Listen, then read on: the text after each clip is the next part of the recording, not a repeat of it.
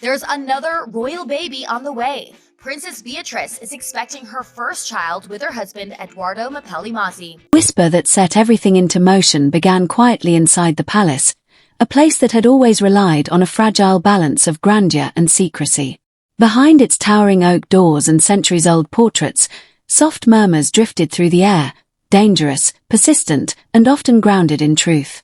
Yet few whispers ever carried the weight of the one uncovered on a calm spring morning. It began in the restricted archives beneath St. James's Palace, where only a select few were permitted to work. There, an unmarked file coated in decades of dust surfaced unexpectedly.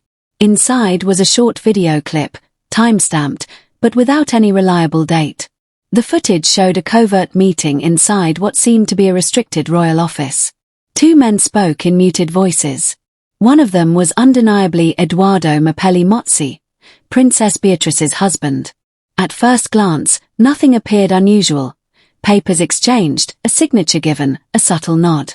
But once cross-referenced with old financial records linked to a dormant royal charity fund, the implications shifted from curious to alarming. The account, originally created to support charitable programs connected to the late Queen's initiatives, had been quietly drained over several years, millions gone without explanation. Prince Edward, who found the footage, froze as the truth hit him.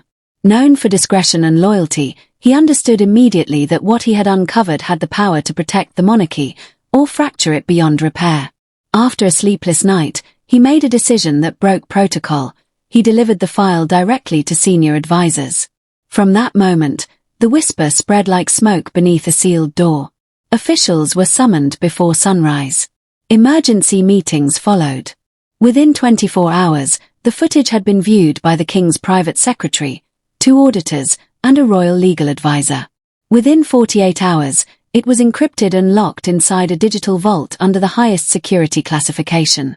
By the 3rd day, Beatrice's name entered the conversation.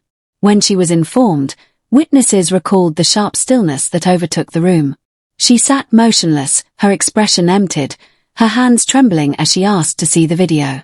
"No," an aide gently replied. "For your own protection, you shouldn't." Outside the palace, life moved forward, fashion headlines, public engagements, endless gossip. While inside, tension coiled like a tightened wire. The footage linked Edoardo to a consulting group connected to a network of financial firms, including one that had previously handled royal assets. When Beatrice confronted him late one night in their London residence, her voice barely rose above a whisper. "They say there's evidence." Edoardo answered calmly but with exhaustion in his eyes, "There's always evidence when someone needs a villain." But she saw the fear flicker behind his composure. Within days, his security clearances vanished. His access to internal files was revoked. His name was quietly removed from schedules and planning documents, an unofficial exile without a public accusation. Behind the scenes, Edward's decision sparked quiet conflict. Some admired his integrity, others claimed he had crossed a sacred line. "There are things one simply doesn't expose," an old courtier muttered. "Not for the family, not for the crown." But Edward would not bury the truth.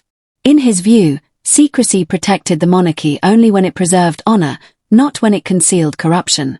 Weeks dragged on as the truth tightened around the palace like a shadow. Beatrice appeared in public with perfect poise, but her eyes carried exhaustion. She moved like someone caught between loyalty and survival, between truth and the structure she had been born into. Behind closed doors, the institution moved with icy precision. Lawyers drafted non-disclosure agreements, accountants pored over ledgers, advisors debated strategy. Yet the central question remained.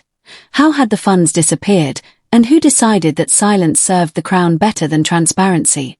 The footage lingered like a curse, a piece of evidence no one dared fully define. And so the whisper grew into a quiet storm, a secret uncovered, a marriage strained, a prince haunted by responsibility. No one yet understood that the end would come in the form of a silent royal ban, a subtle erasure of Edoardo from the aristocratic world he had stepped into. But the first waves had already formed, and the monarchy waited in breathless suspense.